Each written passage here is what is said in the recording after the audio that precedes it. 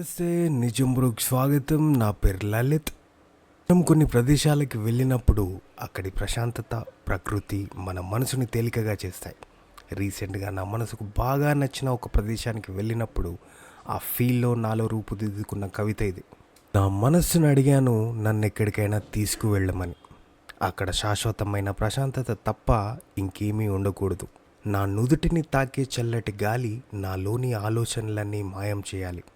ఆ నదిలో పారే స్వచ్ఛమైన నీరు నా పాదాలను స్పృశించి నా భారమంతా పోగొట్టాలి.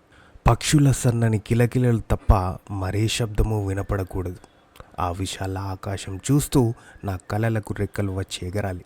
కరిగిపోయే ప్రతి మేఘం నా బాధను తనతో తీసుకువెళ్ళాలి. మళ్ళీ ఉదయించే సూర్యుని కాంతి నాలో కొత్త ఆశను నింపాలి. ఈ అద్భుతమైన క్షణాన కాలం మంత్రముగ్ధమై కాసేపు ఆగిపోవాలి. ఆలోచనల సుడిగుండంలో కొట్టుమిట్టాడే మనసుకి ప్రకృతి ఒడిలో దొరికే ప్రశాంతతే ఒక గొప్ప ఔషధం.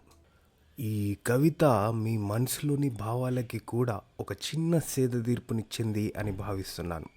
అంటిల్ నెక్స్ట్ టైం, నమస్తే.